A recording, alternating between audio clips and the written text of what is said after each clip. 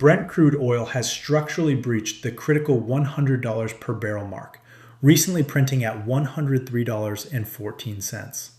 At the exact same time, 7 of the world's major central banks are preparing to release massive policy decisions in a tight 3-day window.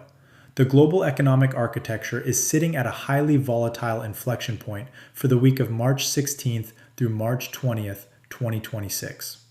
Welcome to Coffee Break Capital. Financial markets move fast, but we move faster. Sit down, take a sip, and let's get you caught up on the numbers that matter today. We are starting with the bearish outlook. The first major story shaking the markets is what financial experts are calling a central bank super week.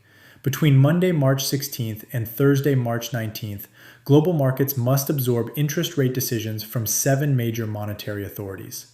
This historic lineup includes the Federal Reserve, the Bank of Japan, the European Central Bank, the Bank of England, the Swiss National Bank, the Reserve Bank of Australia, and the Bank of Canada.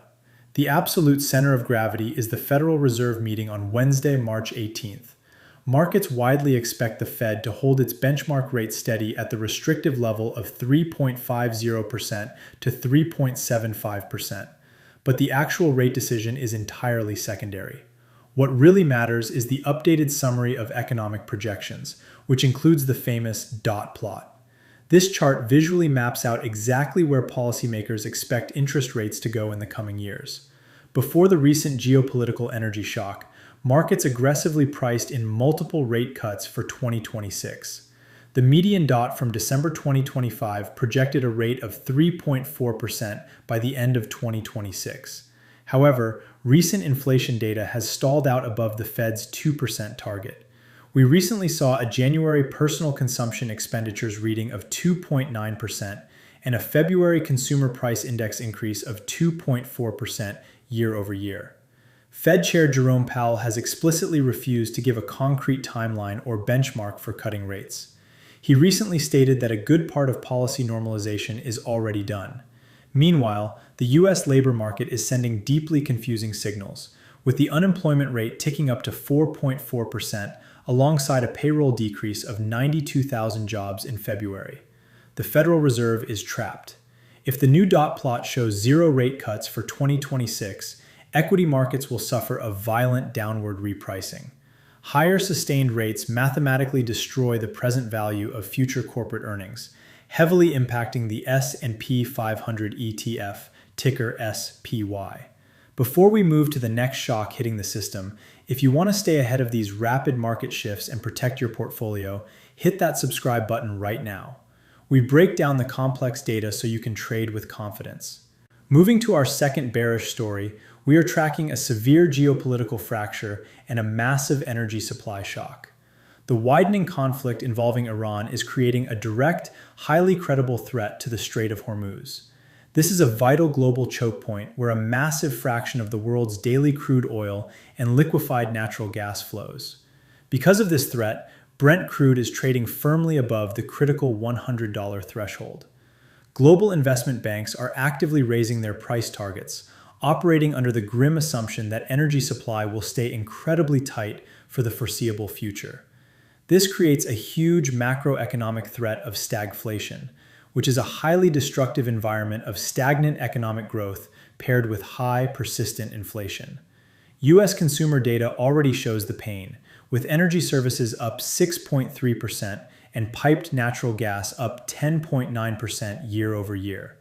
Adding a highly complex layer to this, senior U.S. and Chinese officials are holding critical bilateral meetings in Paris on March 15th and 16th. Led by U.S. Treasury Secretary Scott Bessent, these talks are focused on managing volatile U.S. tariffs, including the controversial 15% Section 122 global tariff. Markets are desperately watching for potential trade deals, including reports that China might commit to purchasing 25 million metric tons of U.S. soybeans annually. If these talks collapse, the supply chain shock will be exponentially compounded. A sustained oil shock is immensely bullish for traditional energy equities like the XLE ETF, but it guarantees severe headwinds for the broader market. Now, let's flip the script. We are shifting to the bullish outlook. Acting as a massive hypergrowth counterweight to war and inflation, we have Nvidia's GPU Technology Conference, or GTC 2026. This massive event runs from March 16th to March 19th at the SAP Center in San Jose. Industry analysts often call it the Woodstock of AI. Over 30,000 people from 190 countries will attend in person to witness the future of enterprise hardware and artificial intelligence. The absolute undisputed focal point is CEO Jensen Huang's keynote address on Monday at 11 a.m. Pacific Time. The industry expects a major, definitive pivot. Instead of just focusing on massive data centers to train AI models, the narrative is moving to AI inference and agentic AI. Inference is the process where an already trained AI model uses live data to make autonomous decisions. Wall Street analysts heavily expect Huang to reveal a revolutionary new inference-focused chip, possibly built on the rumored Feynman architecture. This would allow AI to run locally on enterprise servers and personal devices instead of relying on expensive cloud computing. Adding vital fundamental weight to this story, Micron Technology reports earnings on Wednesday after the market closes. Micron supplies high-bandwidth memory, which is the primary physical bottleneck in global AI hardware production right now. The expectations are staggering. Analysts project fiscal 2026 second quarter earnings of $8.60 per share, which is a massive 451.3% increase from last year. Revenue is expected to hit $19.11 billion, up 137.4%. If Nvidia impresses the crowd, and Micron proves that AI capital expenditures are sustainable, the semiconductor sector could physically pull the Nasdaq 100 out of its current 15% correction. Let's look at the predictions and the 5 most volatile economic events you need to navigate this week. First, U.S. retail sales data drops on Tuesday morning. The consumer drives 70% of the U.S. GDP. This data will show if high gas prices are forcing regular people to halt their discretionary spending. Second, the U.S. Producer Price Index comes out Wednesday morning. This measures wholesale inflation. With global commodity inputs skyrocketing, analysts expect a 0.3% month-over-month rise. If it comes in hot, bond markets will panic, expecting elevated consumer prices in the future. Third is the extreme volatility of the FOMC rate decision and the dot plot on Wednesday afternoon. Markets will hang on every single word from Chair Powell during his 2:30 p.m. press conference to see how the Fed views the oil-driven stagflation risk. Fourth, the Bank of Japan is expected to release its rate decision early Thursday.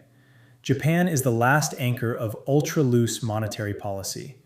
If they hike rates from 0.75%, it threatens to violently unwind the global yen carry trade, injecting massive volatility into global sovereign debt markets.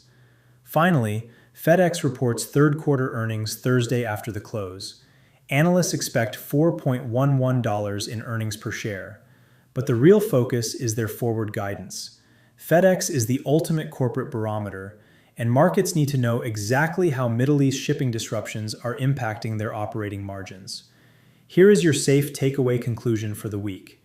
The undeniable reality is that sustained high energy costs compress equity valuation multiples. Broad passive index exposure carries dangerous downside risk right now. From a strict portfolio construction standpoint, prioritize defensive inflation-protected positioning. Allocations to traditional energy equities and short-duration fixed income offer a reliable hedge against geopolitical risk. Conversely, strictly avoid highly leveraged, rate-sensitive sectors like regional banks and unprofitable small caps until the Federal Reserve outlines a clear path to future liquidity. Preservation of capital must supersede speculative aggression. This information was compiled from various sources across the internet and is not intended as financial advice.